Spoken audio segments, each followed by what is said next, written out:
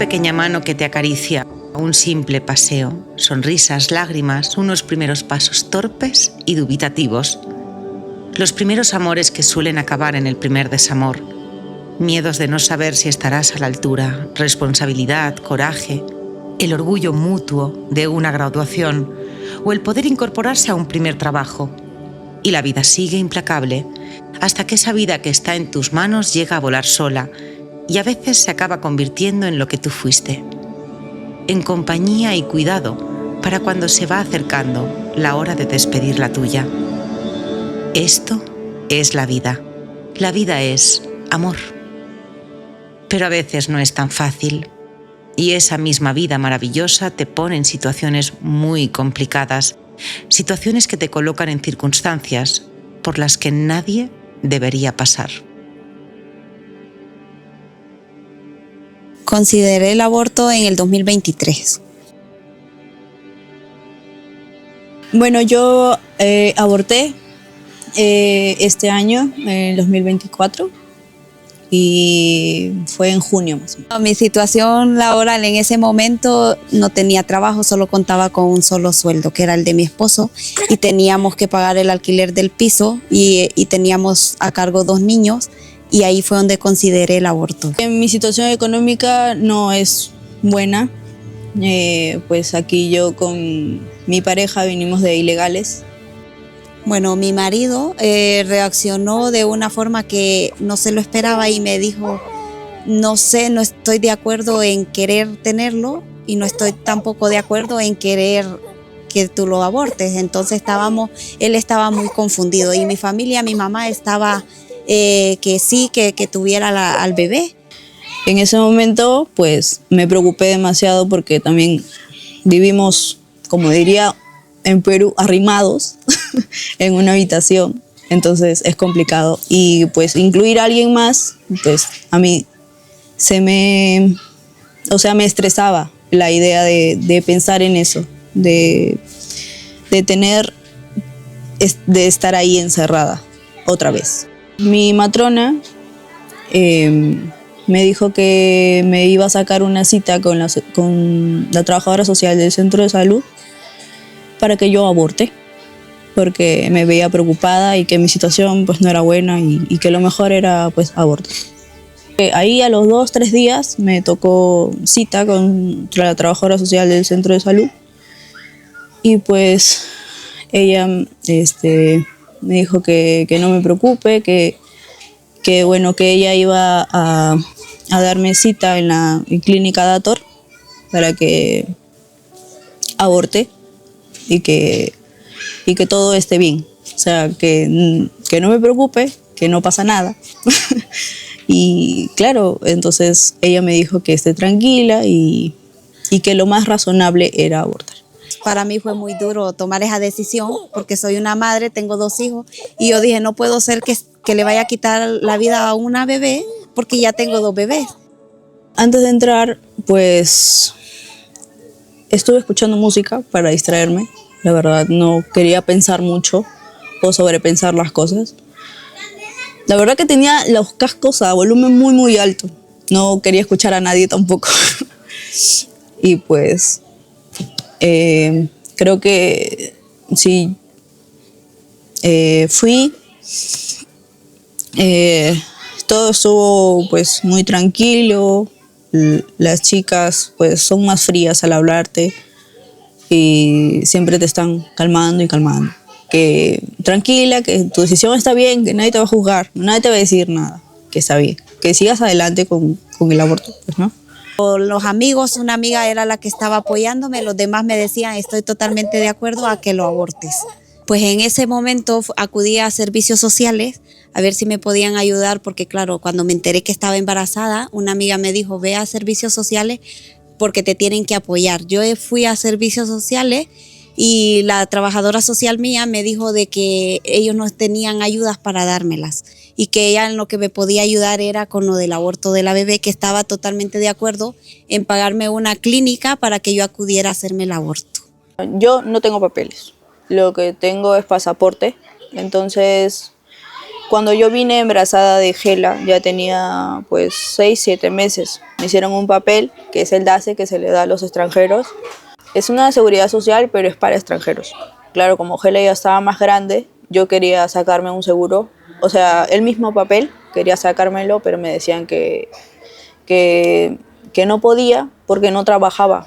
Entonces, claro, me negaban el papel a cada rato, entonces yo no podía ir al hospital. Pero cuando fui a abortar, pues ese papel ya había vencido. Entonces hicieron unas llamadas, no sé cómo, y en 2 días tenía yo la cita para renovar mi DASE. En un día tuve mi DASE, que mayormente demora la cita 3 meses para que tú puedas sacarlo, pero me lo sacaron al día siguiente para que yo pueda abortar. No te dejan ni 3 días pasar, o sea, es como todo muy rápido. Llaman a todo el mundo y se encargan las mismas trabajadoras sociales. En principio iba a la clínica de Ator porque iba a ver sobre el aborto. Yo ya tenía la cita, y fui a la clínica, entré. Yo no había visto a la clínica, ¿cómo se llama? Al refugio, aún no lo había visto. Yo entré y en cuanto salí de la clínica ya Ana se me acercó y me dijo, Ana, puedes pasar si quieres. Entonces luego me acerqué a su compañera porque sentía aquella cosa de que tenía que entrar. Me dice mi marido, ve, porque yo le dije, no, y si mejor nos vamos a casa, y me dice mi esposo, no, ve, si tú sientes, ve. Entonces vine y me acerqué a su compañera, pasamos, y ya ellas me han aconsejado un montón. Entonces ahí yo caí en razón, y ellas me dijeron, estamos para apoyarte. No puedes hacer esto porque nosotros cuenta con nuestro apoyo, y hasta estas alturas ellas me han apoyado un montón. Cuando vas a la clínica, pues te hacen firmar un consentimiento para que te duerma, pues, ¿no? Para que el proceso, pues, no te duela. Siempre te dicen eso, para que no te duela. Y, pues, te duermen. Pasarán unos 5 o 10 minutos y te llevan a unas camillas donde te recuestan y pues esperan a que te pongas bien y ya te vayas. Te levantas mareada. Yo, bueno, ese día justo al momento que me levanté trajeron a otra chica. Yo creo que quería escapar de ahí porque empezó a llorar descontrolada y yo no quería abrazarla porque me iba a sentir igual. Entonces pues opté por pararme y irme al baño. Y claro, ahí las chicas te dicen que esperes aunque sea 10 minutos y para que se te pase el efecto y te vayas a un bar, tomes una Coca-Cola, un café, lo que tú quieras y que va a tu casa. Entonces luego acudí a servicios sociales a ver si me podían apoyar porque yo ya estaba decidida que no iba a abortar. Y ahí fue donde me dijo que lo sentía mucho, pero que ellos no podían ayudarme, que si yo había tomado esa decisión, pues qué mala suerte, pero que ellos no me podían apoyar con la bebé. La que me estaba atendiendo anteriormente, no, pasé a manos de otra encargada y me recuerdo que le conté la historia mía y me dice, cariño, sí, yo siento que muy mal lo han hecho, pero es que esto es lo que hay. Bueno, en ese momento pues no sientes, te duermen. Pero bueno, cuando te levantas vacío. Eso creo que fue un momento muy doloroso.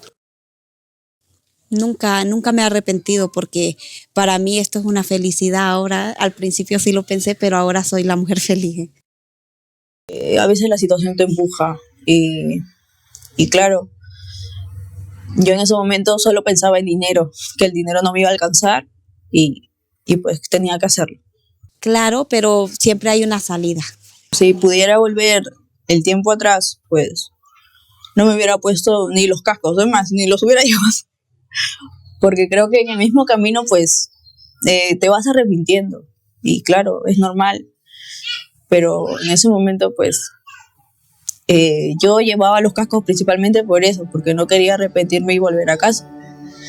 Porque era algo que supuestamente ya estaba pensado. Entonces, Pues por ese lado me arrepiento mucho de hacer eso.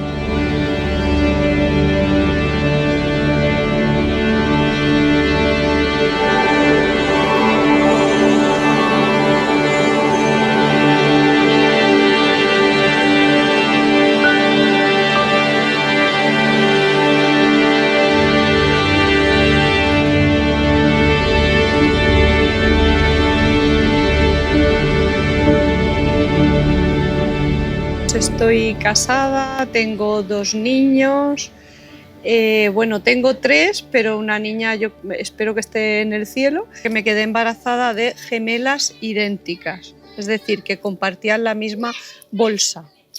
¿Qué ocurrió? Que cuando llevábamos como 6 meses de embarazo aproximadamente, a las 24 semanas, pues fui al hospital porque no me encontraba bien y me dijeron que una de las niñas pues no le latía el corazón y que la otra tenía la bolsa muy grande y que probablemente había habido un problema muy serio porque una de las niñas pues había muerto, claro, al no latir el corazón. Que las circunstancias de mi nacimiento no se sabe mucho. Lo único que se sabe es que me encontraron abandonada en una casa, porque ahí en la India pues se abortan a niñas y si naces niña te matan o te abandonan. En algún momento de la vida que tuve, ¿no? Sobre todo con la niña mayor, sí que me llegaron a plantear abortar. Yo no me lo planteé, pero sí que me lo plantearon por las circunstancias del embarazo que tuve. Me dijeron que lo más recomendable era que tenía que abortar. De hecho, vinieron el jefe de ginecología y el jefe de pediatría del hospital a decirme que bueno, pues el embarazo era muy complicado, que una de las niñas había muerto por falta de alimento y que la otra niña, como había tenido un sobrealimento, probablemente tenía un problema neurológico muy serio. Pues ellos no se veían capacitados para poder atender a la otra niña cuando naciera, porque en ese momento decían que había amenaza de parto con 25 semanas o así, que tenía de hecho contracciones y pues me decían que tenía incluso riesgo de parto y decía que no eran capaces de atenderla y que lo mejor sería para mí abortar. Sí, lo más probable es que me abandonasen porque lo que se sabe de mí es que me encontraron en unas circunstancias muy malas, en las puertas de un hospital. Vinieron los 2 jefes de departamento, era un hospital pequeño, pues fue que también yo podía tener un problema porque yo tuve que seguir el embarazo con las 2 niñas, es decir, yo tuve que seguir el embarazo con la otra niña muerta en el vientre junto a la hermana. Y me decían que podía tener riesgo de una infección general, que la niña me contagiara y que tuviera una infección en todo el cuerpo, la septicemia que le llaman, ¿no? Y que, pues, que eso tenía mucho riesgo y era una de las razones por las que me recomendaban abortar. Es un tema muy complicado porque cuando está en riesgo la madre, pues es una vida con otra vida, entonces ya pues es muy complicado. Las madres a veces elegimos, no, pues vamos a seguir adelante aún con el riesgo. Pero es un tema que yo veo pues muy complicado y muy personal. Llegué a la India, de la India a España gracias a mis padres, que mis padres me adoptaron. Mi madre no podía tener niños porque tiene lupus. Y entonces estuvieron contactando con Médicos Sin Fronteras y ahí les estuvieron contactando pues, con varios orfanatos y ya en la India pues contactaron con uno y ya vieron que estuvieron buscando y al final pues salí yo. Claro, yo les dije, bueno, pues estaba ahí en el hospital y estaba con el embarazo tan avanzado y tan grande y digo, bueno, pues vosotros cuidadlo, ¿no? O sea, yo estoy aquí, pues tenéis que hacer algo vosotros, ¿no? Si me pongo enferma, pues ya me daréis los antibióticos, no sé. Digo, pero vamos a seguir. Mis padres me quisieron desde el primer momento que querían adoptarme y me han dado mucho amor. Mis hermanos son también adoptados. Ellos dos son hermanos biológicos. Ellos vinieron 5 años después que yo. Confianza y de fe, porque unos padres no se saben que se van a encontrar con este niño. pero ellos quieren hacer lo posible para hacer feliz a este niño y para darle el amor que él tanto necesita. Yo acepté el riesgo, no sabía lo que podía venir y dije, bueno, pues vamos a aceptar el riesgo porque era una vida y digo, ¿cómo voy a hacer eso, no? Con mi hija que está aquí dentro mío. Digo, no, pensé, bueno, pues tendremos que arriesgar lo que sea y bueno, y al final, pues mira, pues salió bien, ¿no? Recé mucho.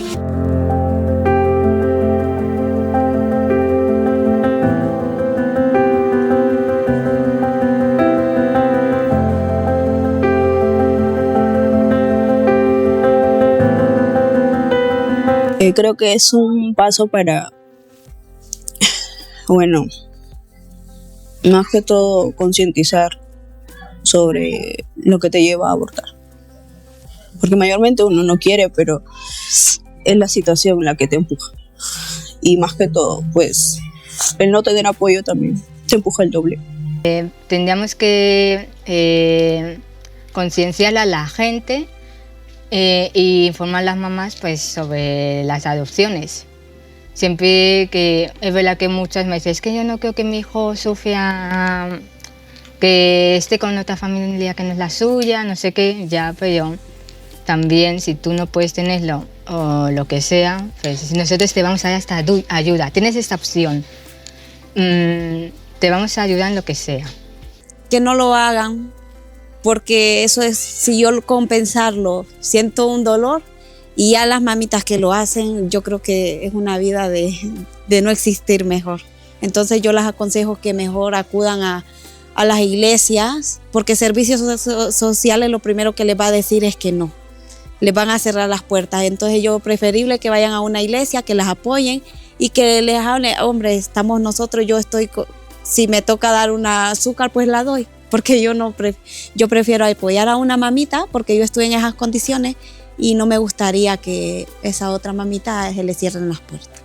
Que se deberían de dar más ayudas para tener a los niños. Esas ayudas para abortar y no para tener los niños, es que la verdad es que no lo entiendo. Me cuesta mucho entender lo que se esté produciendo en estos momentos.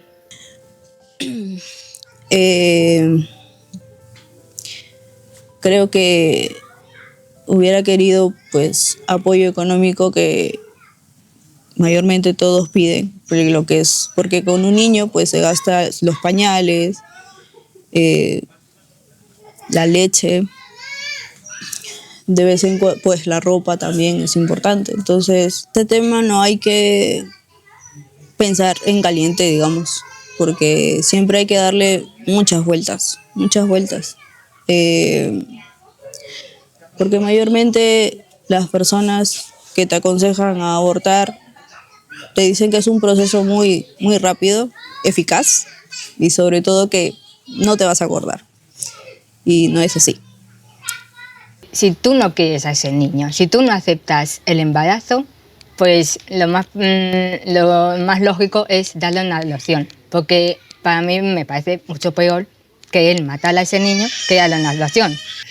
Yo a una chica que se plantea abortar, yo le diría que lo piense, que vea que hay muchos estudios que dicen que este niño que lleva dentro es un niño de verdad, que está formado, que tiene todas las posibilidades de vivir, que es un niño, es un hijo suyo, y que entonces pues ella tiene que valorar mucho los problemas que tiene frente a la belleza de tener un hijo, que es lo más bonito del mundo. Te queda el bichito siempre en la cabeza.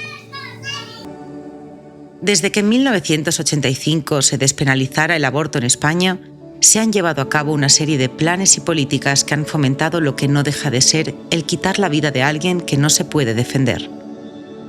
Una práctica que en aquellos maravillosos 80s, llenos de ilusión por vivir una etapa donde se prometió libertad, la idea de abortar no cabía en la mente del español medio. Hoy, el aborto se ha convertido en un método anticonceptivo más. ¿Por qué? ¿A quién le interesan más de 100.000 abortos al año? ¿Es solamente puro negocio o hay algo más?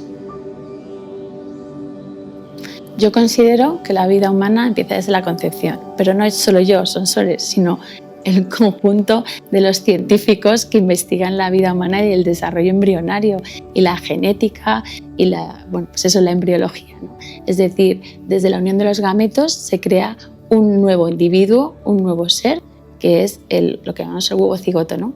Y al venir de un hombre y una mujer solamente puede ser humano. Entonces, desde ese momento ya hay vida. Bueno, ya es obvio que hay desde el primer momento. Normalmente el argumento suele ser más desde cuando hay persona. Y es verdad que la noción de persona es una noción más complicada, que los positivistas jurídicos pues hacen un razonamiento circular. ¿Y cuándo eres persona? Cuando el derecho dice que eres persona. ¿Y cuándo te podemos abortar? Cuando hayamos dicho previamente que eres persona. Al final se convierte, no hace falta ser muy inteligente para darse cuenta de que se convierte en algo arbitrario, ¿no? Desde el momento de la concepción empieza ahí ya una revolución celular y todo el desarrollo embrionario, que es un mundo absolutamente fascinante, cómo las células se van agrupando para ir formando los distintos órganos, ¿no?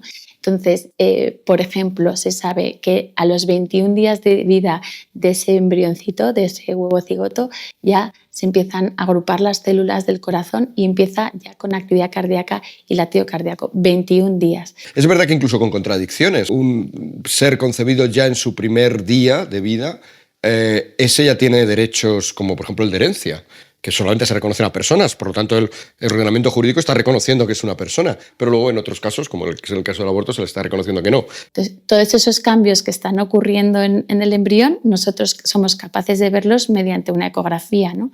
Y podemos ver ya el latido embrionario entre la semana 5 y 6 de embarazo, es decir, desde muy inicial. Entonces, bueno, hay que hacer humano lo invisible, es decir, nosotros los ginecólogos tenemos que ser esa ventana para el mundo, para las mujeres y enseñar lo que nosotros vemos día a día en nuestra consulta. La ley de Zapatero introducía, a diferencia de la ley de supuestos, sobre todo de la ley de supuestos originaria de 3 supuestos, introducía el hecho de que durante unos meses, unas semanas, 14 semanas de nuestra vida, el valor para acabar con nuestra vida fuera nulo. No hiciera falta ni siquiera aducir un motivo, no hiciera falta ni siquiera cumplir algún tipo de supuesto. Actualmente hay unos plazos para practicar el aborto, ya sea libre, ya sea por malformación. Yo como médico y como científica no encuentro ningún argumento por el cual han elegido esas etapas, ¿no? Más allá de las 22 semanas de gestación, porque eso se puede considerar como el límite de la viabilidad fetal. Pero las 14 semanas no entiendo científicamente por qué han elegido esa etapa gestacional o esa edad gestacional, porque desde la concepción y el inicio del desarrollo del embrión es un proceso continuo. Es decir, no se para dejar de ser una cosa y empezar a ser otra. Es decir, con 13 semanas ya empieza a cambiar de embrión a feto, pero es una cosa de dialéctica nada más, pero el proceso sigue siendo continuo. Es decir, no es que adquiera un órgano más o adquiera una sensibilidad o adquiera otra cosa. El proceso es continuo desde la concepción y desde el inicio del desarrollo embrionario. Las madres que están a favor del aborto son madres que indirectamente le están diciendo a sus hijos, a los que sí que han tenido, bueno, tú has nacido porque yo quise durante los 14 primeras semanas de tu existencia. Esa deshumanización, desvinculación de lo científico, sin argumentos, sin motivo de por qué la semana 14 y no la 12 y no la 16, hace eso. Es decir, que de ese proceso continuo nos da igual, el desarrollo científico nos da igual, simplemente un tema ideológico, práctico, político, que nos hace, sobre todo, hacer material algo que es humano y que es una vida humana. En realidad el aborto, siendo un crimen y siendo algo muy grave por aquellos a los que afecta, y por desgracia ya más de una cifra como la de más de 100.000 personas, en el fondo nos está afectando a todos. Se nos está diciendo a todos los seres humanos que esta dignidad básica que tenemos no existe. Hablábamos de que le ocurre a la madre que es abortista, que en el fondo indirectamente le está diciendo a sus hijos que no le dio valor durante las primeras 14 semanas. Pero ocurre con todo nuestro sistema legislativo lo que nos dice a todos los ya nacidos, que de alguna manera no tenemos ese valor absoluto. Y a partir de ahí, a partir del momento en que todo un sistema legal, todo un sistema institucional te está diciendo que tu valor no es absoluto, que depende de otro tipo de consideraciones, cuidado, porque este es el principio de algunas de las peores opresiones, como por otra parte, en mi opinión, ya estamos viendo también. Lo más relevante es el hecho de destruir a la mujer y de destruir su humanidad, de destruir su capacidad de crear vida, de mantener una vida, de cuidar una vida. Y entonces, una vez que le has quitado eso a la mujer, la tienes ya a tu servicio para siempre. En la toma de decisiones de esas edades gestacionales yo creo que no ha intervenido ningún científico, ningún médico como para establecer un criterio u otro. Yo creo que se ha tomado probablemente las edades gestacionales en las que más abortos se producían o cuando más fácil puede ser para la mujer, pero científicamente en cuanto al desarrollo embrionario no hay ninguna lógica, porque elegir una edad gestacional u otra. Lo que se está en cualquier caso y a donde estamos llegando es a la deshumanización del embrión y del feto. Vamos a quitarle esa parte humana, vamos a quitarle esa parte de paciente para que podamos actuar con mayor libertad en cualquier edad gestacional.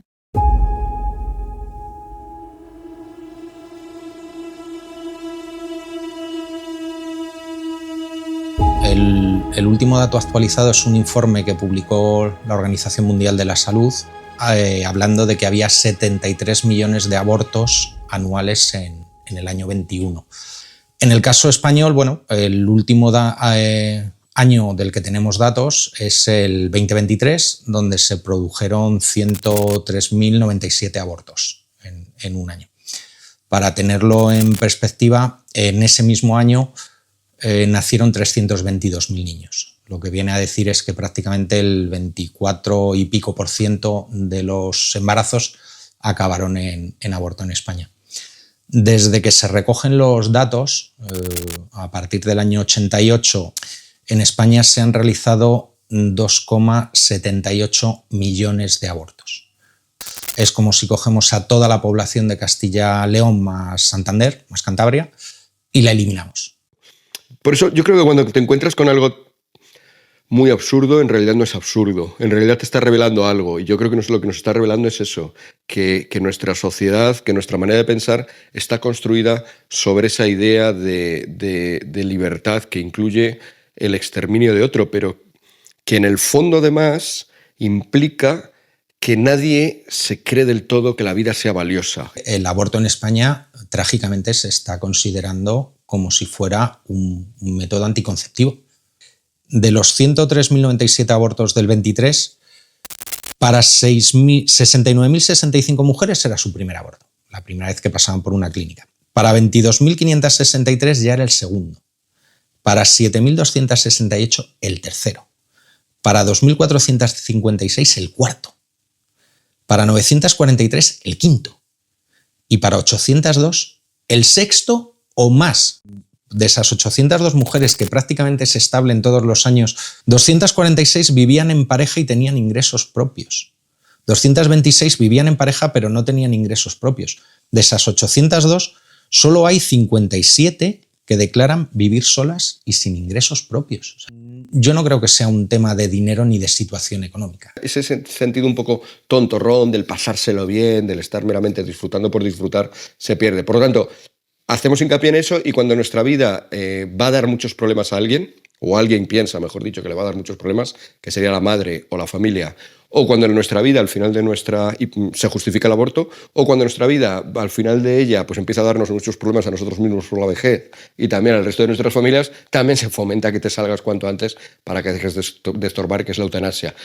Sí que hay un patrón de personas que se encuentran en una situación muy difícil como para poder sacar adelante a los niños, pero los datos os voy a leer textual para que yo creo que no dejan lugar a dudas. De los 103.097 abortos del 93, el 58,01%, 59.802 mujeres, eran empleadas por cuenta ajena, o sea, tenían trabajo. Es una tendencia que se está viendo en todas las sociedades a medida que van progresando y se van volviendo más ricas, la tendencia es a tener menos hijos. Las cifras hablan por sí solas. Cuando un Estado considera que algo es un derecho, lo debe garantizar y fomentar. Y así se está haciendo. ¿Y cuál es el resultado de todo ello? La escalofriante cifra de 103.097 vidas truncadas. Y sí, solo en el año 2023. Todo ello sin tener en cuenta las consecuencias. Las primeras en sufrir son las mujeres, que en todos los casos es traumático, pero cuando se convierte en una decisión propia y voluntaria, la palabra trauma se queda muy corta. Y también lo que conlleva llenar un estadio como el Bernabéu de niños y decidir que no deben vivir. El problema aparece cuando lo que has catalogado de derecho no puede ser explicado en su totalidad. Porque de hacerlo, quizás, alguien podría preguntarse cómo puede considerarse elevar a derecho algo así.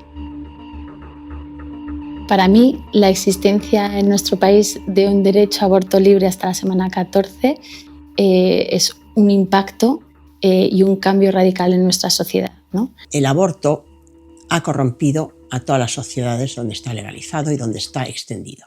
Realmente se ha infiltrado en nosotros, ¿no? Existe el aborto libre en nuestro país hasta la semana 14. Las cifras de en torno a 100.000 abortos al año, empezamos a convivir con ellas, ¿no? Y ha dejado como de afectarnos, de hacernos daño, de ver que realmente lo que estamos haciendo es matando seres humanos. En la medida en la cual se oculta toda la información posible y cada vez se crean leyes o se anulan protocolos para que no se entere muy bien de aquello que está haciendo con la excusa de que las estarías traumatizando, evidentemente no se está pensando en su libertad, se está pensando de hecho en que si tuvieran incluso de una manera libre que decidir sobre esto, sería traumático y se está presuponiendo una vez más algo que se niega a la vez, y es que el hecho es traumático de que estás matando a tu hijo. Una mujer cuando se plantea un aborto realmente está en una crisis profunda y severa y se enfrenta ante un sufrimiento inmenso. Entonces, en esa situación de crisis es imprescindible información y reflexión. Una mujer que toma la decisión de abortar sin haber reflexionado, haber consultado todas las opciones que tiene, existe una alta posibilidad de que se esté equivocando en su decisión. Se ve que no es una decisión tan libre y tan consciente porque muchas, cuando les hablamos en el refugio Provida, cambian de opinión. Estamos presuponiendo que conocer lo que vas a hacer es traumático. O sea, se está diciendo, no queremos que las mujeres sepan nada. Una ecografía es saber acerca de tu embarazo, una escucha del latido fetal es saber, pero no queremos que sepan nada porque damos por supuesto que esto que hacen es horrible y si lo saben van a quedar traumatizadas. Bueno, pero el problema entonces no sería evitar que hicieran algo horrible, hacer todo lo posible para evitar que hicieran algo horrible. Lo que realmente tiene incidencia en la decisión es ver la ecografía y ver a su bebé y cómo le late el corazón, etcétera, etcétera, para no decir oír el latido cardíaco. Bueno, eso ya es definitivo, o sea, las que lo oyen ya no abortan y por eso es que lo prohíben totalmente, claro. Lo que se propuso en España, concretamente en Castilla y León, fue una medida absolutamente ligera, fue una medida absolutamente superficial, mínima. Vamos simplemente a establecer un mecanismo por el cual siempre se ofrezca la posibilidad de ver la ecografía. Perdón por la frase porque es complicada, pero es que era lo que era. No vamos a enseñar siempre la ecografía, no vamos a enseñar siempre para hacer que escuchen el latido fetal, no, pero siempre vamos a acordarnos de decirle a la mujer, oye, ¿quieres? Respeto de libertad absoluta. ¿Querrías, quizá, escuchar el latido fetal o ver la ecografía?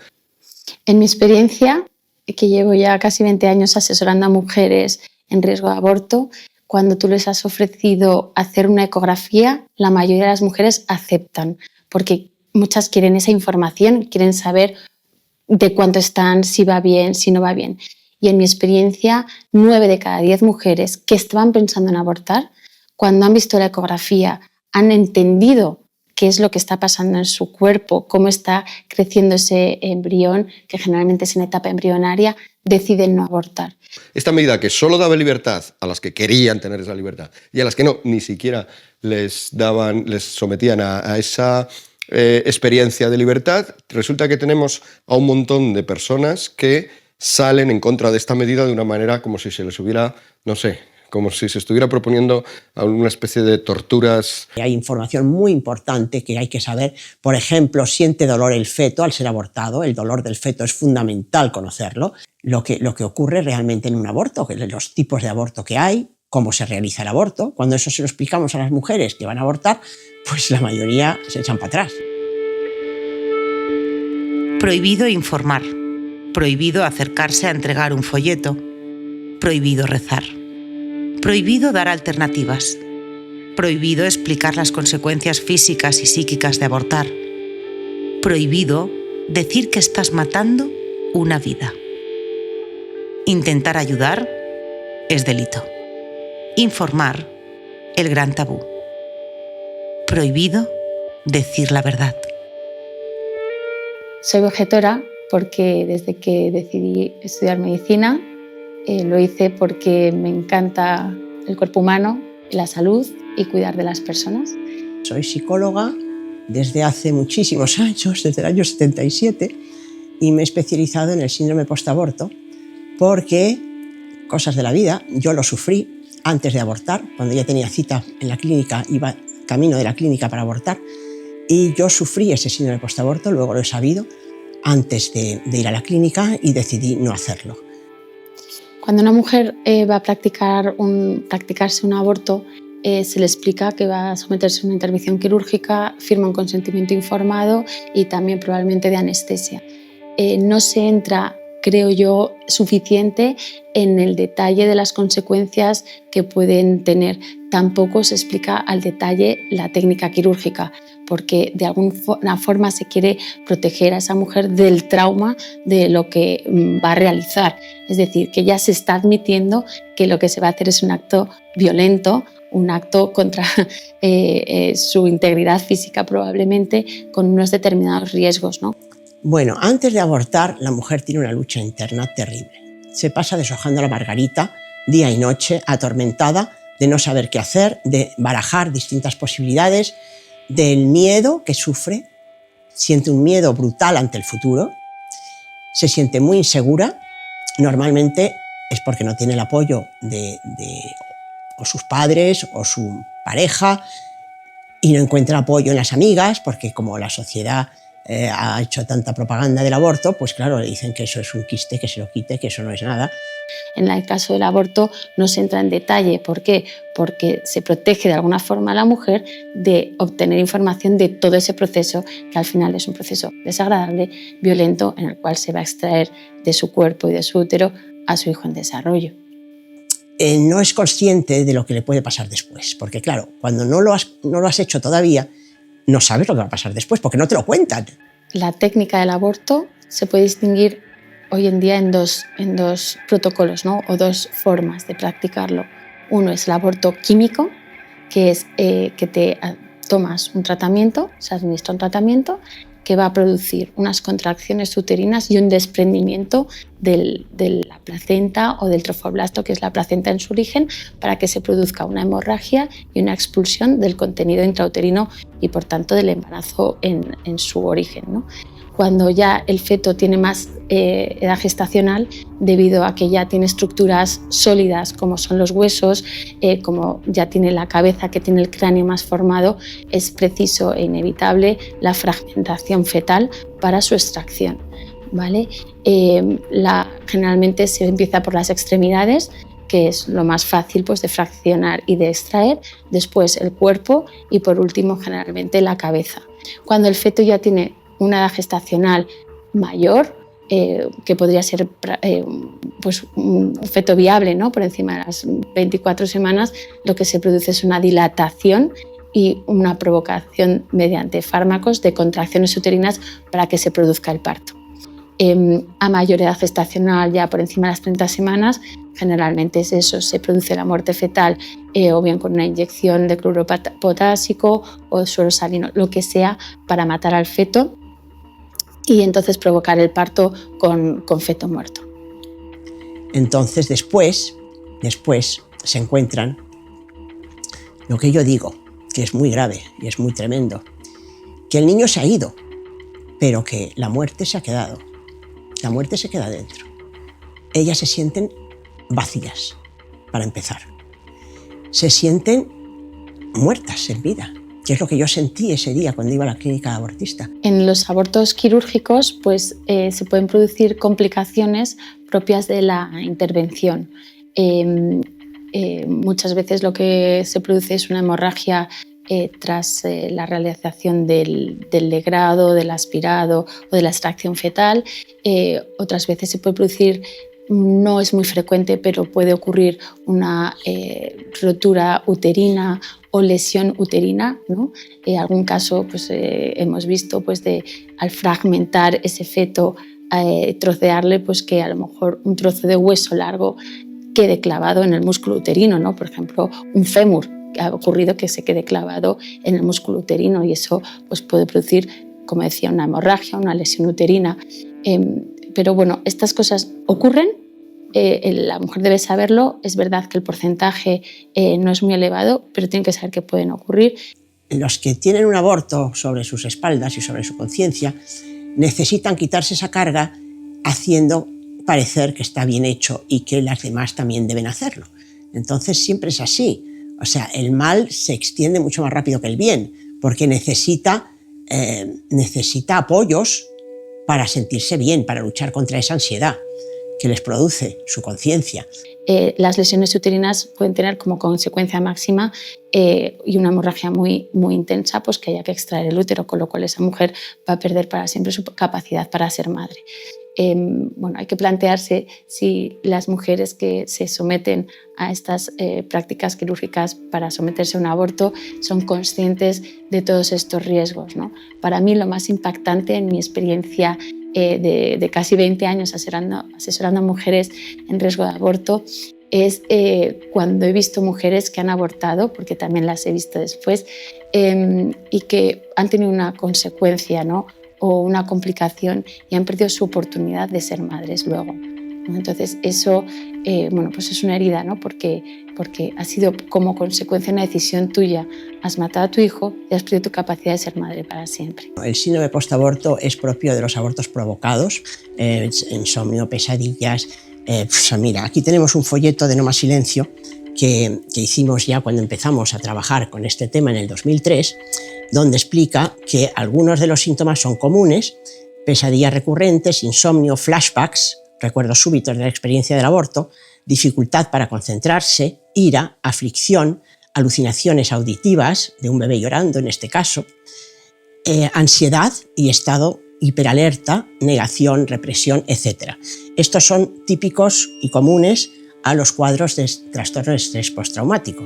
Pero luego hay otros que son específicos del síndrome postaborto. Sobre una de las secuelas del aborto muy claras, que son físicas también, por ejemplo, que el aborto aumenta el riesgo de cáncer de mama en unas proporciones astronómicas. O sea, en el caso de una chica menor de 21 años que aborta a su primer hijo y que tiene algún antecedente de cáncer en la familia, va a coger el cáncer de mama sí o sí. O sea, la probabilidad es infinita.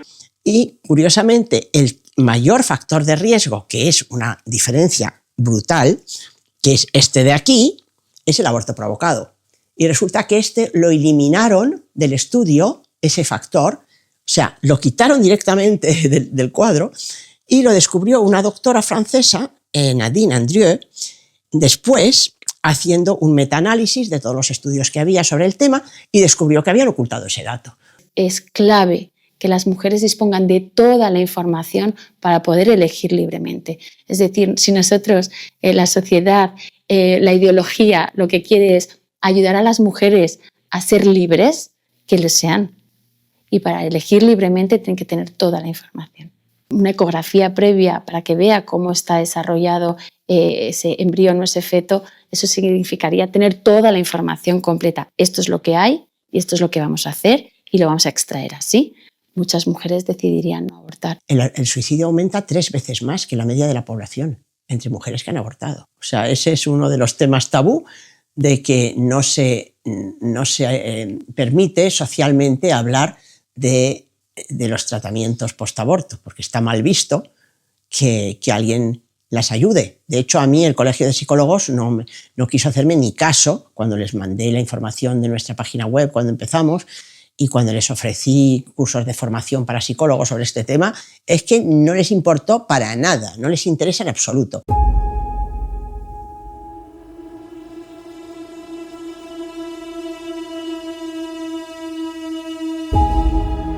Todos los médicos, cuando acabamos nuestra carrera, hacemos el juramento hipocrático, ¿no?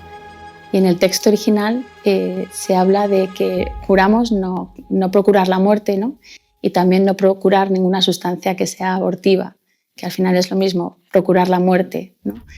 Entonces, bueno, esto lo juramos todos y aunque no existiera el juramento, en realidad es en lo que creemos los médicos, ¿no? Por suerte, dado que es mucho más difícil que practiques un aborto sin ver y sin oír y sin tocar, es prácticamente imposible, pues esas vías de acceso al conocimiento, que son el ver, el oír y el tocar, a menudo, en el caso de los médicos, desembocan en lo que desemboca de una manera lógica el conocimiento sobre el asunto, que es negarse a practicarlo, ¿no? Y por eso, de hecho, hay tantos médicos que objetan. La seguridad social no está, en la medicina pública no está generalizado el aborto, aunque ahora quieren que lo esté, porque con ese registro de médicos objetores lo que quieren es que se pueda abortar en la seguridad social.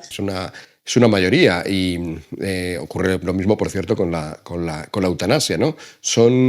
Cuando realmente lo vives y sientes que alguien te ha dicho, el Estado te ha dicho, oye, una de tus labores es esta, ¿cuál? Como médico, matar, ya sea al principio o al final de la vida. No, yo me metí en medicina para otra cosa. Muchos de ellos pues están sufriendo esas secuelas, especialmente enfermeros y gente que tiene que practicar abortos por su trabajo, porque no se atreven a dejar el trabajo, ¿no? Bueno, los derechos sobre el cuerpo de la mujer, ¿no? Y los no derechos sobre el cuerpo del feto o el embrión.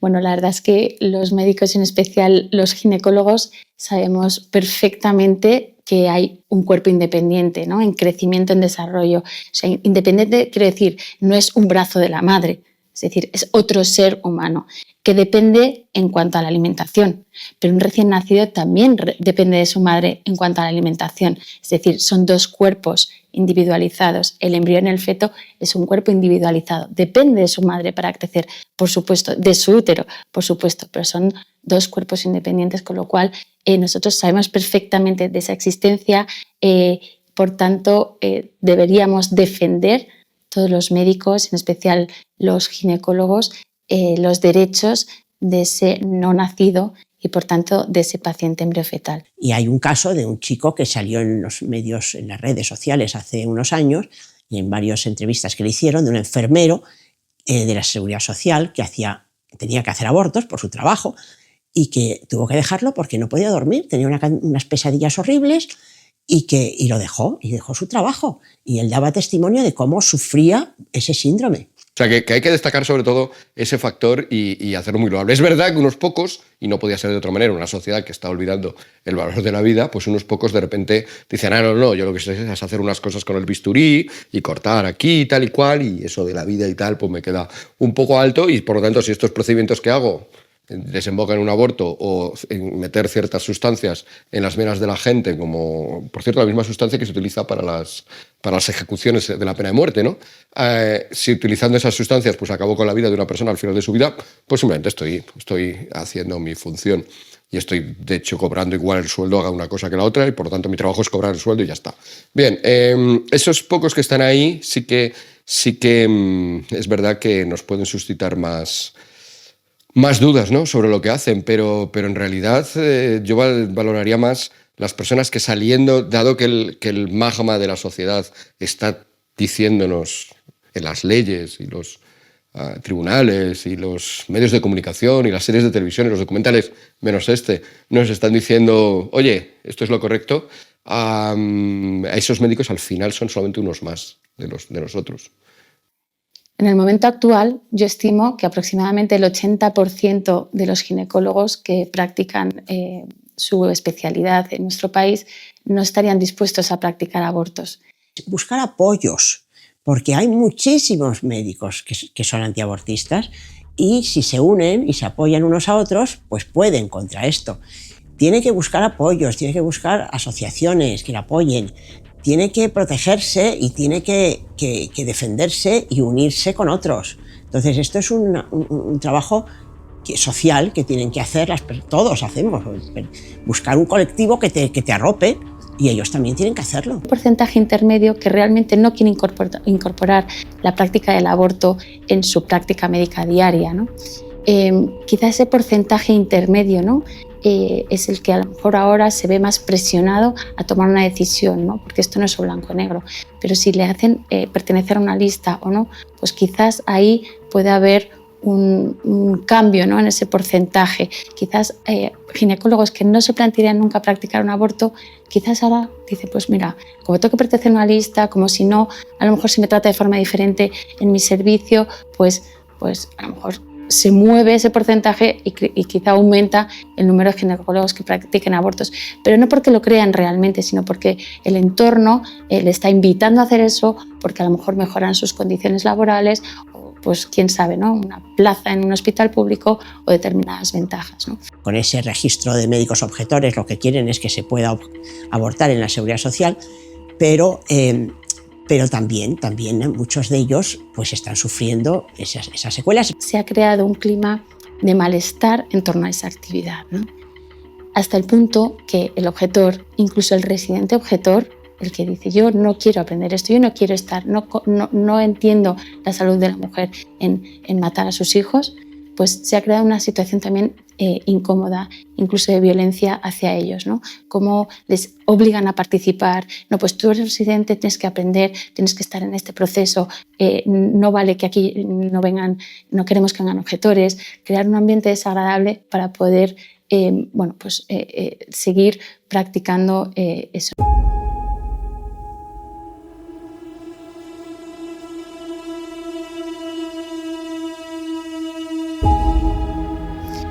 Para mí el ginecólogo es médico de dos pacientes, clarísimamente, ¿no?, de la mujer y cuando está embarazada de su hijo, ¿no?, según la etapa, el embrión o el feto.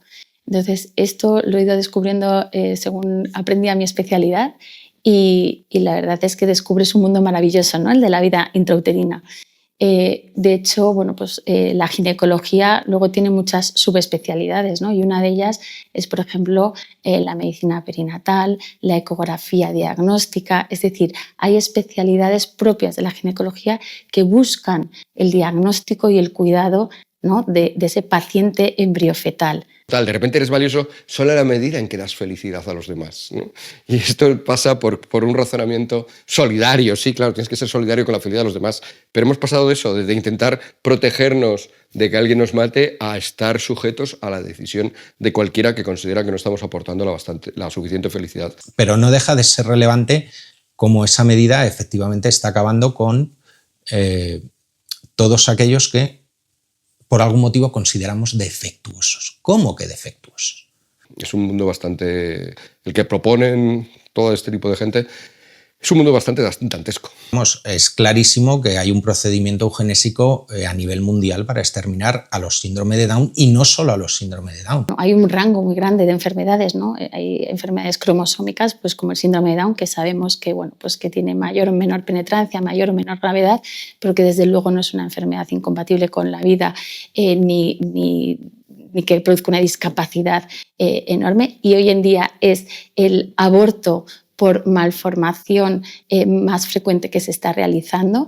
De hecho, nacen menos de un 0,5% de los niños con síndrome de Down diagnosticados en la vida intrauterina, lo cual como médico me parece absolutamente una aberración. Y dentro de lo que comentaba de las modificaciones en la ley AIDO, aparecen dos categorías, que es malformaciones posibles, riesgo de malformaciones en el feto y malformaciones incompatibles con la vida, ¿vale? Claro, ¿qué sucede?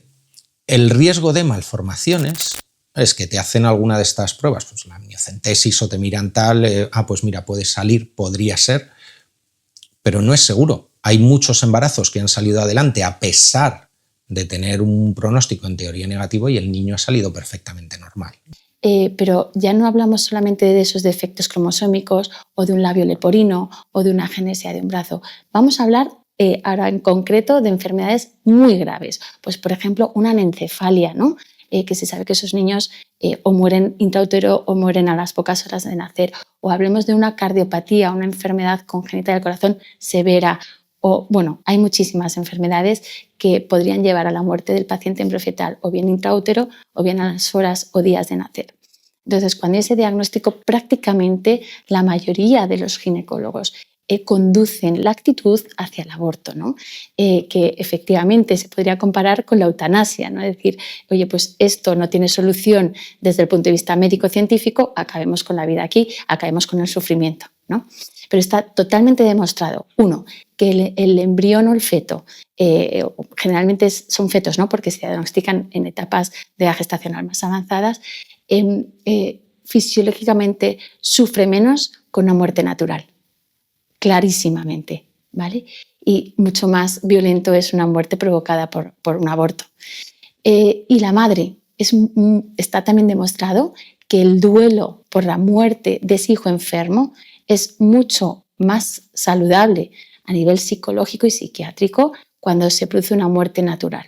Es decir, el acompañamiento del hijo enfermo hasta su muerte natural, aunque sea posparto, es mucho más saludable para los dos, madre e hijo. Y luego, el hecho de que traiga alguna malformación o algún problema no tiene por qué ser malo. Y el caso que a mí me gusta poner siempre es el de Andrea Bocelli. Era una persona que efectivamente pues iba a venir con algún tipo de trastorno, algún tipo de problema, y ahí le tienes. Un cantante maravilloso. Entonces, que no son seres menos válidos, o sea, no tienen menor valor que cualquier otro con todos sus cromosomas exactos a los de todos los demás. Es esa frialdad, esa falta de humanidad y esa atonía emocional, que es uno de los síntomas del síndrome postaborto, que es no poder sentir y no poder sentir por el otro especialmente. O sea, la falta de valor que se da a la vida ajena. O sea, eso se destruye con el aborto. Y si existe el mal, tenemos que entender que también existe el bien. Y el bien en este tema está claro. Hay multitud de asociaciones que llevan mucho tiempo avisando de la aberración que todo esto supone y contando este genocidio, el de más de 70 millones de abortos al año en el mundo, y al que parece que muy poca gente es capaz de mantenerle la mirada. Estas asociaciones no solo hablan, también actúan. El Refugio Provida es pues un local que tenemos alquilado justo enfrente de la Dator, que es el mayor abortorio de España, y es un local muy llamativo, el Refugio Provida, que lo que queremos es salvar vidas, esas vidas. Queremos informar a las mamás que van a la Dator de que hay otra alternativa, ¿no? Que esa no es la opción buena, no es abortar. Y estamos aquí justo enfrente dando información a las mamás. Vi que ahí también dan ropa, juguetes, y dije, pues a lo mejor organizar esto, que se vea el refugio un sitio acogedor, ordenado, para si las mamás piden ropa, pues que sea fácil de encontrar. Queda muy tibia con el tema del aborto. Nunca me estuve de acuerdo visceralmente, o sea, es decir, nunca fue algo que obviamente que pensara que estaba bien, pero he de reconocer que nunca le presté ninguna atención y mucho menos me involucré para hacer nada por ello, ¿no? Y según veía cómo avanzaba la ley para dar más facilidades al aborto, pues me parecía mal, pero tampoco hacía nada. Entonces, hasta que llegó ese momento en el que, situada enfrente de una clínica abortiva, viendo cómo se sucedían las cosas, me di cuenta de que había que hacer algo, o sea, en la medida en la que cada uno puede, ¿no? Que realmente era una causa que tenía más importancia de la que yo le estaba dando. Pues empecé rezando también en la campaña de 40 días y vi el refugio, entonces todavía no estaba Ana como ahora, que está de manera constante, y de vez en cuando pues sí que me pasaba alguna conferencia, alguna cosa, y empecé pues a ayudar dando información o estando un poco en el refugio, y ahora pues llevo, cuando puedo, pues llevo alguna cosa, alguna ropita de los niños, o colaboro con lo que puedo. Que todo comenzó cuando estaba yo en la campaña de los 40 días por la vida, rezando ahí delante de la Dator. Entonces vi a Ana que estaba hablando con las mamás, y en ese mismo momento vi que hizo un rescate, y entonces dice, Y en ese mismo dije, ala, pero qué bonito y qué emoción. Entonces ya cuando terminó la campaña me uní a ella a ayudarle y yo quiero seguir ayudando. Que ahora existe la opción de ser patronos del refugio o algo así. Entonces pues puedes ayudar para gente que no vive en Madrid o no tiene ropita que dar en ese momento o juguetes, pues pueden colaborar también. Pues tenemos un grupo de voluntarios que seremos como unos 30 y bueno, cada uno pues ayuda en lo que puede. Unos ayudan pues organizando un poco el refugio con la ropa, otros ayudan emocionalmente a las chicas que no pueden venir pero hablan con ellas, otras pues puedes tirar de ellas los fines de semana para acompañar a ecografías o para cosas concretas, otras vienen casi todos los días a intentar hablar con las chicas y también a recibirlas aquí, porque también recibimos muchas visitas de las chicas que han sido salvadas, que vienen aquí a pasar el rato con sus hijos o a vernos. Entonces tenemos un grupo muy bonito de voluntarios que vienen aquí a dar lo mejor de sí mismos y es otra de las cosas preciosas del refugio, ¿no? La buena gente que viene aquí. Las informamos de lo que es un aborto, de las secuelas que tiene, tanto físicas como psicológicas, y de las alternativas que tiene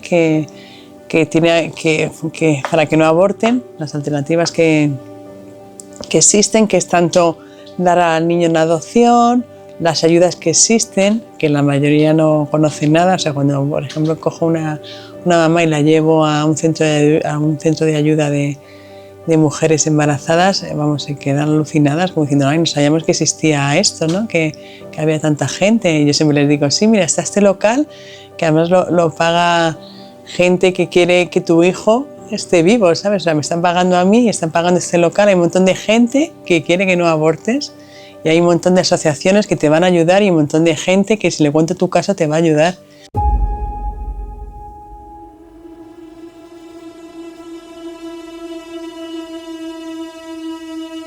Cadator, porque iba a ver sobre el aborto. Yo ya tenía la cita, y fui a la clínica, entré.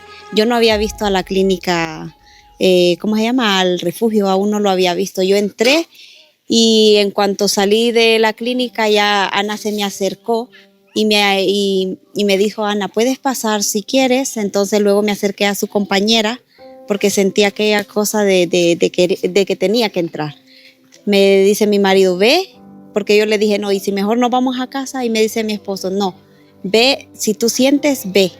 Acoger a esas madres que tienen dudas o que están solas y que es refugio para ellas, que pueden venir aquí, estar con nosotros, que las vamos a querer, las vamos a acoger y las vamos a dar esperanza, las vamos a ayudar a tener ese hijo y vamos a ser todos felices de verlo.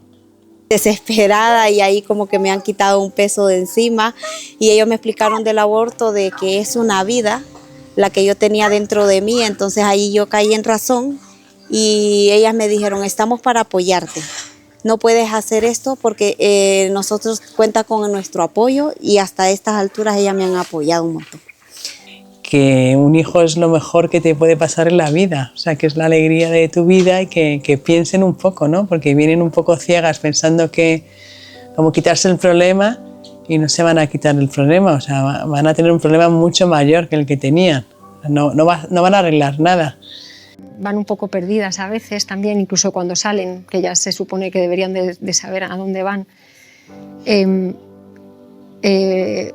Meditativas, porque vienen de recibir, o sea, pues eso, de plantear algo bastante serio, entiendo. Yo creo que en el fondo ellas también lo saben.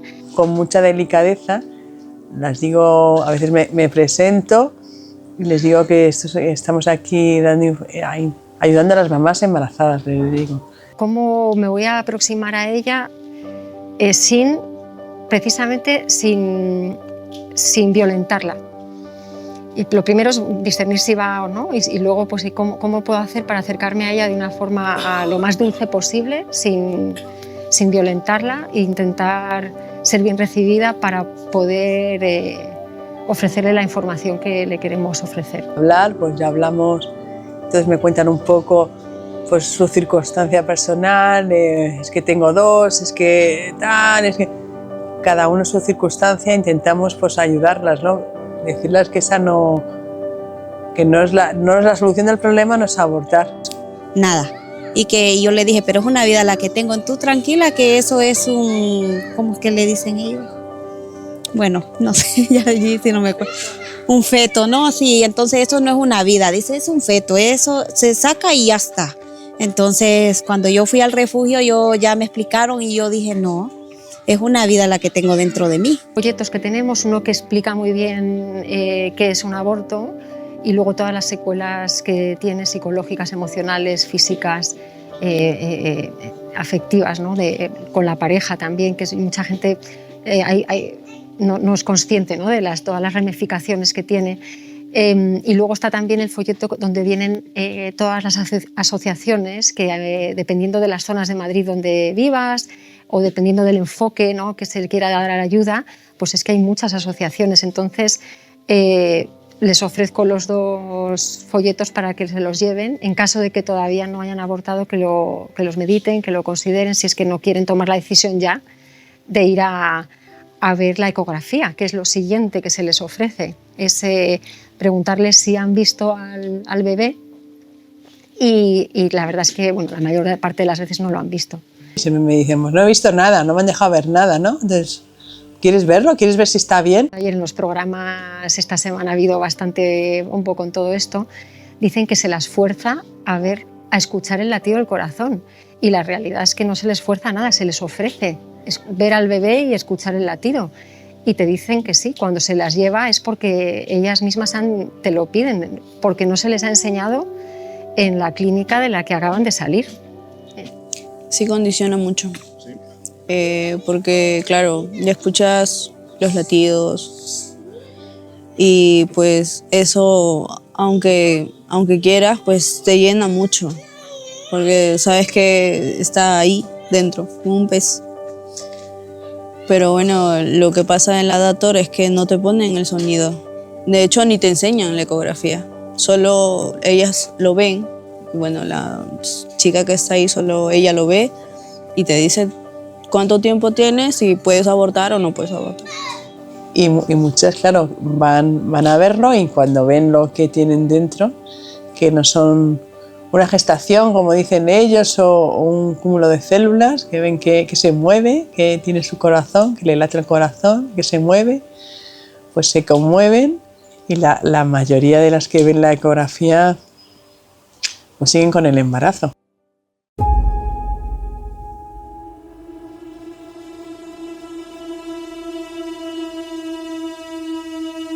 Todas vienen encantadas con sus hijos a verme, a darme las gracias. A dar las gracias a todos los que hacen posible el Refugio Provida, de menos mal que estabas allí, que tengo a mi hijo, ¿no? que es lo mejor que tengo. O sea, es que todas me han dicho lo mismo. Pero siempre se les ofrece la ayuda desde el refugio, tanto cuando van a hacerlo y te dicen que se lo van a pensar. Yo por lo menos, y sé que los demás voluntarios y la coordinadora Ana también, siempre se les dice que si por lo que sea más adelante necesitan ayuda, que no les juzgamos y que aquí estamos para lo que necesiten. O sea, que la ayuda siempre se ofrece, pero creo que también a veces hay un retardo en el tiempo. O sea, es decir, que la gente tarda en arrepentirse a veces un tiempo y en asimilarlo y en reconocerlo y luego pues en decidir pedir ayuda. Bueno, ahora creo que tengo una relación pues amical, digamos, porque no se llevó a cabo el proceso de embarazo, pero siempre hubo un apoyo emocional. Entonces, pues muchas veces hablaba con Palmira, que era de mi misma edad, entonces ella me preguntaba cómo estaba, me preguntaba por la bebé también. Y bueno, habíamos ido un par de veces al refugio para que ella jugara ahí con los juguetes que había, con las cosas. La acompaña emocionalmente y la acompaña, la llama, la pregunta qué es lo que necesita. Si necesita algo, pues ya nos encargamos los demás de buscarlo, encontrarlo, o dentro del refugio o fuera, por las parroquias. Intentamos solucionar el problema como sea. Si no podemos aquí, pues pues siempre conocemos a alguien que conoce a alguien que puede solucionar ese problema, como somos muchos. Hoy lo ponemos en nuestro grupo y en otros grupos también que tenemos. Y tenemos una red grande de gente maravillosa que quiere ayudar a la vida. De esos niños que estaban por nacer y que finalmente nacen. Ana, en principio, ella me ha estado aconsejando, me ha dado palabras positivas y eso como que me ha dado mucha fuerza, y ella con la ropa de la bebé me dio la cuna, bueno, me dio hasta un cochecito de la bebé, y ahí me sentí como que no estaba sola, y yo dije, estoy acompañada, tengo personas buenas alrededor, y ahí fue donde yo sentí mucho apoyo de parte de ellos. La mayoría de las chicas que hemos rescatado, como decimos, ayudan, vienen aquí e intentan rescatar. O si entra una chica, pues le dan el consejo, mira, yo tengo una situación difícil, pero lo mejor que he hecho es tener a mi hijo, y otras puertas se van a abrir. Siempre pues, se rescatan unas a otras. Cuando vienen por aquí, esto está animado de visitas, pues casualmente pues, se rescatan unas a otras. Más que todo es el apoyo psicológico que podría brindar y sobre todo emocional. Y bueno, para las mamás que llegan a tener a sus hijos, pues estaría bien apoyarles un poco más. Mayormente sí lo dan, y la verdad yo no llegué a completar, digamos, el proceso, pero sí sé que apoyan bastante en ese tema. Entonces, de repente no es mucho, pero con lo poco que tienen, pues tratan de apoyarnos.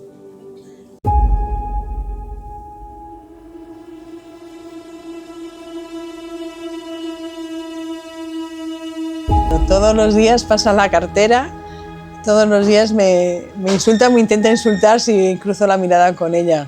Nos dice que si no tenemos vergüenza, que sí. Eso que me ve muchísimas veces con chicas aquí embarazadas, dándoles cosas, no sé, no entienden que estamos ayudando a las mamás, que estamos aquí. Y así pues muchos, tenemos ya 4 o 5 vecinos que es que siempre que pasa nos insultan. Luego pues gente que pasa y sí, te tiene que decir algo. O sea, parece que tienes que pasar por aquí y dar tu opinión, ¿no? Como nos insultan, de todo. Nos escupen al cristal, nos rompen las cosas.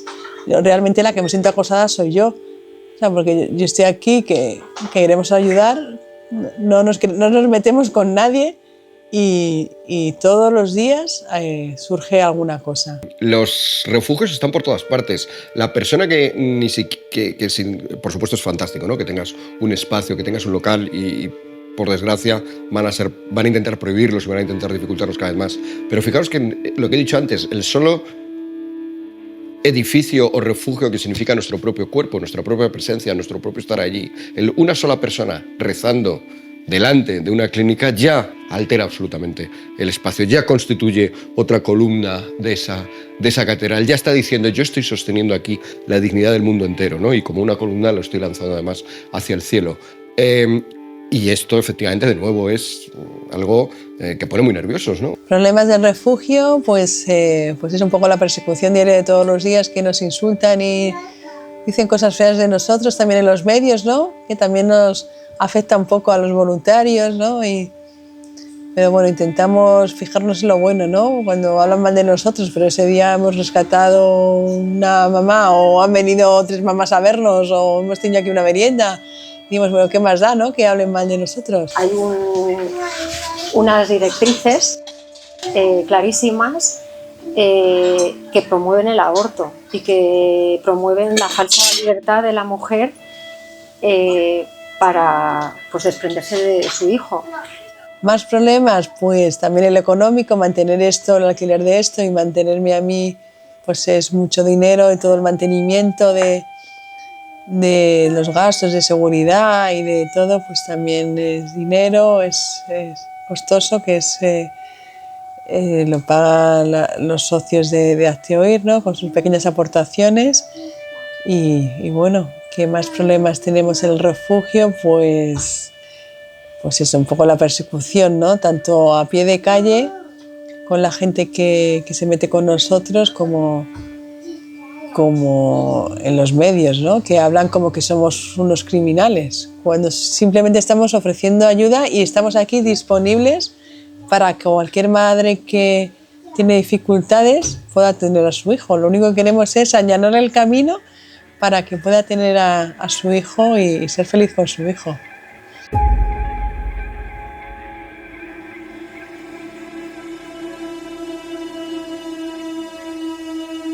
Ser una esperanza para todas las mujeres y para la sociedad en general. Esa es la esperanza. Si estás pensando si abortar o no, te digo que lo primero te informes.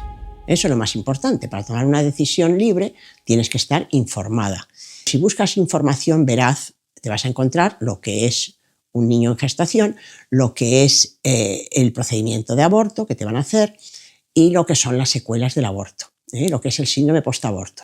Es un cambio de mentalidad lo que se necesita para volver a recuperar la natalidad.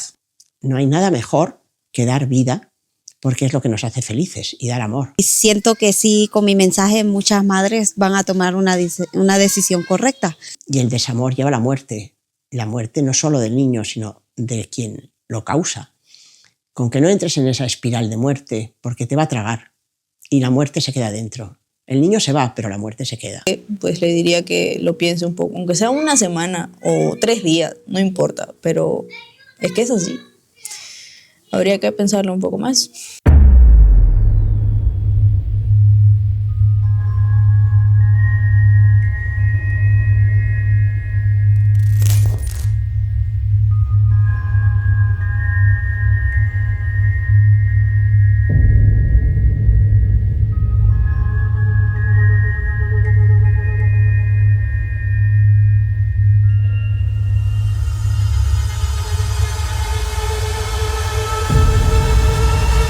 En los días en los que hemos estado grabando las entrevistas para este documental, han surgido varios debates en televisión que hablaban específicamente de este refugio Provida y de las personas que trabajan aquí. Uno de los argumentos que esgrimían los que están a favor del aborto era que las personas que aquí trabajan no tienen ni idea de lo que es pasar por el trauma del aborto.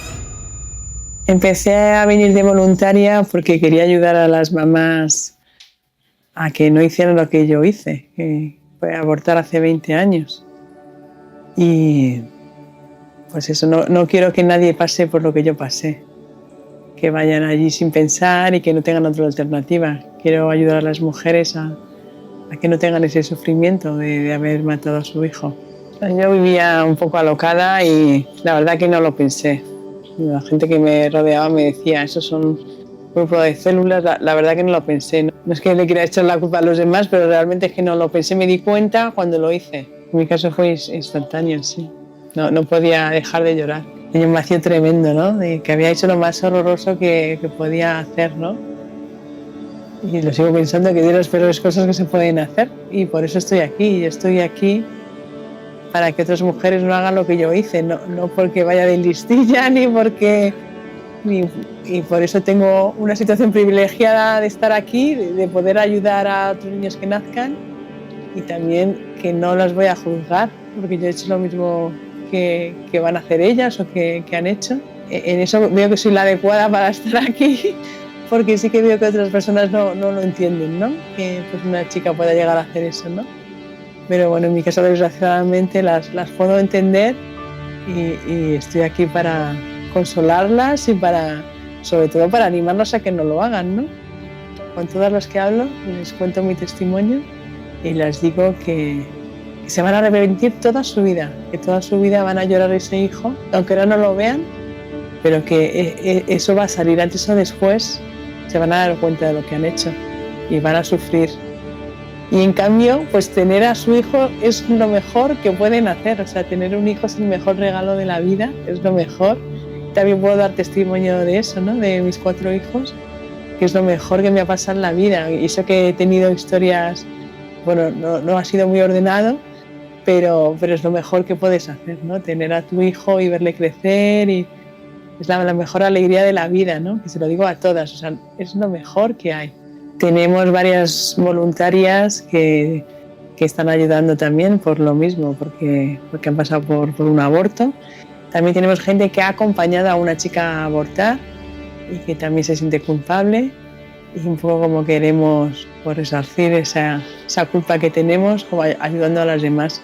es una buena terapia, la verdad, venir aquí a ayudar al refugio y salvar vidas por esa que quitamos, ¿no? Me ha ayudado a recuperarme, sentirme perdonada por Dios, y fue lo primero que pensé, ¿no? Que había hecho algo muy malo y que no tenía perdón.